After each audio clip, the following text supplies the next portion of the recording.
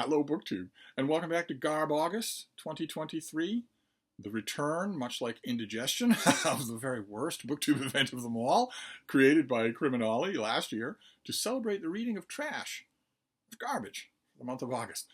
We assembled twice the number of hosts this time and a whole bunch of enthusiastic participants. It's wonderful. Absolutely, it's been wonderful. Lots and lots of fun. I've been doing my best to damp down that element of fun, I guess. I want fun as much as anybody, but I can't resist being Jesuitical about all this stuff. So I've made all sorts of analytical videos and argumentative videos. I guess you know what you're getting with this channel, so I'm not worried about it too much. But last night I went back to a piece of trash that I knew was trash, from a trashy author. He's not in on the joke, thought he was Shakespeare, but I don't. Everybody else knows what was true about him, and I certainly have no illusions. So that ended up being fun. And it touches on an element of trash that is almost universal. One of the subgenres that you go to for trash, as a general rule, is horror. And I haven't in most Garbaugust, because horror and I have never got along. I don't. It's one of those genres I don't particularly like. It doesn't usually do much for me. But there's one kind of horror that does, and that is werewolf stories, for rather obvious reasons. So last night I went to a werewolf story. I reread Whitley Strieber's Wolfen. This battered old mass market paperback cover. What's the word? They can tear the scream from your throat. Don't know how that would work. But this is a story of murders that start to take place in 1980s New York.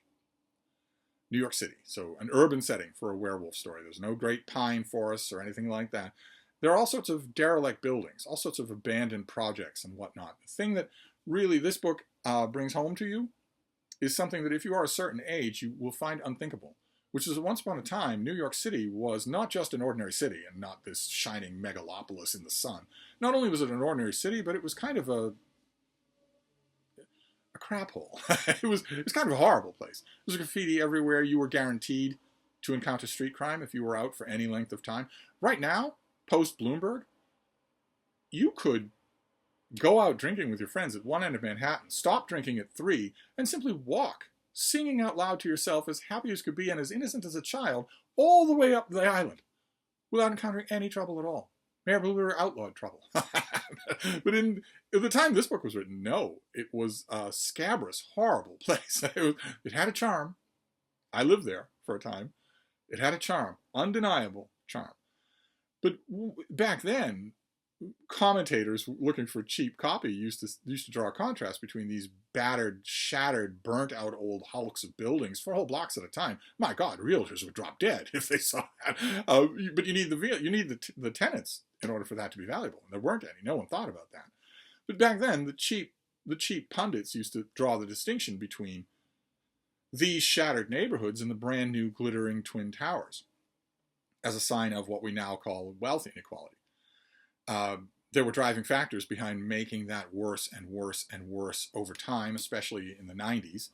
One of those driving factors later went on to become president of the United States and is now multiply indicted, about 100 indictments to his name.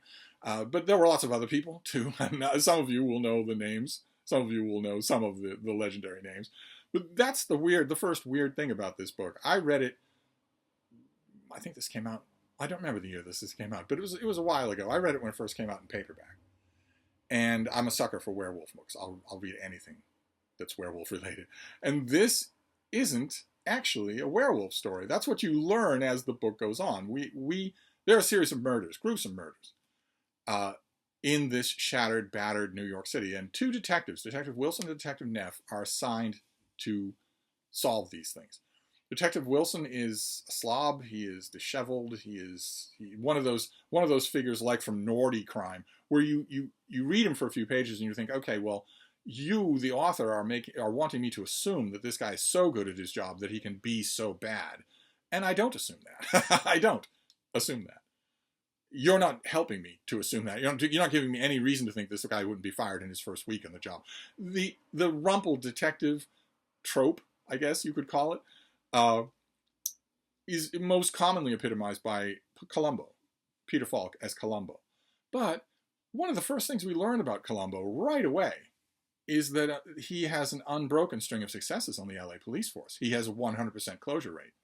and is already something of a legend. So he gets to be affected. He gets to have the affectation of the rumpled, I'm a bit confused detective, because all of his superiors and his colleagues know it's a ruse. They all know that it's used to throw his suspects off the track.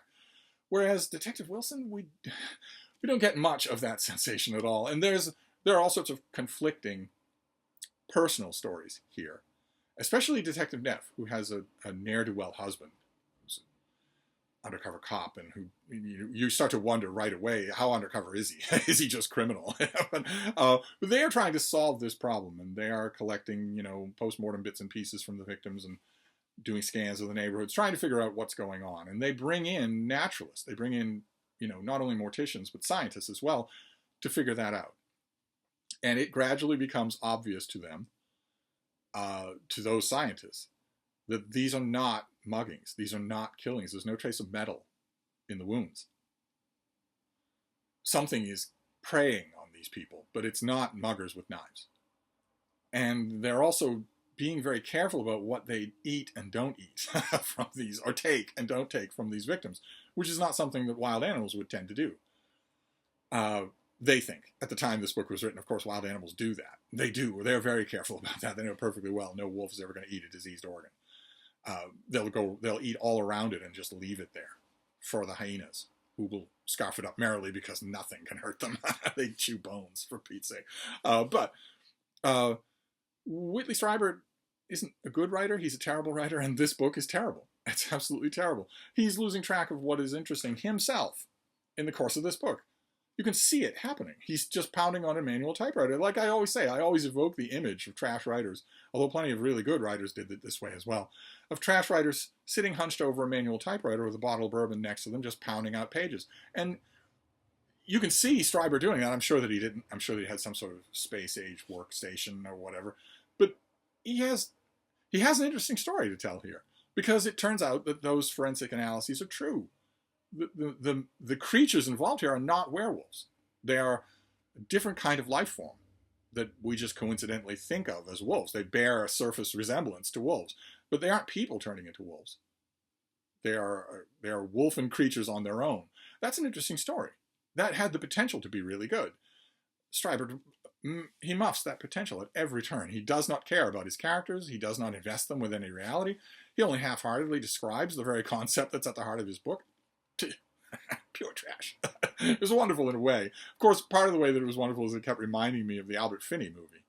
There was a movie made of this book. And the movie, as most movies, is infinitely better than the book. The writer of the movie very wisely dumps the extra personal elements from the detectives. There's a horrible attempt. It's scary. At the beginning of the movie, at the time that the movie came out, jogging was a big craze. And movie producers are dumb cokeheads, so they think, let's put crazes in the movie. If something's a craze, that'll make the movie popular. I get butts in seats. So at one point at the beginning of the movie, we see Albert Finney jogging, which you feel, even at that age, you feel like he's just going to keel over. He's not a jogger. You just feel like he's going to die on screen. But it's got a soundtrack by James Horner. You all know that I love James Horner's soundtrack, even though he only knows one musical riff. He does it over and over again. There's a soundtrack here from a young James Horner. He goes on to Predator 2, and it's terrific. Or Alien 2. Aliens. He goes on to Aliens, and then he goes on to Star Trek, of course. His soundtrack for Star Trek 2 and 3 is amazing.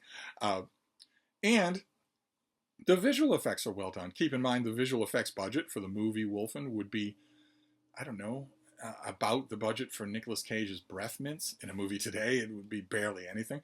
I think it's very well done. It's very well done. You have a very young Edward James Olmos as a Native American who flirts with the idea of shape-shifting. He taunts Detective Wilson with the idea that maybe there is someone shape-shifting into a werewolf here. Of course, that isn't true. That doesn't end up being true any more in the movie than in the book. But this gave me fond memories. I think I will ask a friend of mine if she can send me a screener of Wolfen, or maybe I'll look on some of my streamers and streaming services and see if it's there, because I would love to watch it again. There are some really effective moments. One in particular. There's one particular moment. It's not any of the dismemberments. There's plenty of blood and gore in the movie Wolfen. But there's one moment where we see something big with glowing orange eyes slowly coming down the stairs of an abandoned church. And it's totally consumed in darkness. We see nothing but the eyes, and it's really well done. And it's got Francis Dolarhyde in it. The scientist who's studying these beings and is slowly falling in love with them, to his great misfortune, is the actor who plays Francis Dolarhyde in the movie Manhunter, the adaptation of Thomas Harris's novel Red Dragon, the first adaptation.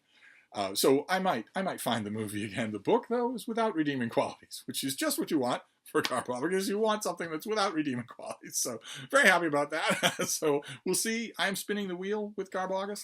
Garbaugust, like Book Trek, is coming to an end in August, so I'm going to drink it up as much as I can. I'm going to overperform as much as I can. So I'll read some other trash tonight, and we'll see. We'll see. Sorry about the noise in the background. My little dog is going crazy because I'm filming on a chair, and she is not with me. She's on the other side of the room, thrashing around because she's not next to me. But when she's next to me, does she cuddle? No, she ignores me. She just has to be next to me. That's anyway, I can vent about that to somebody else. David Murphy. So I'll wrap this up for now, and I'll be back. Thank you, BookTube.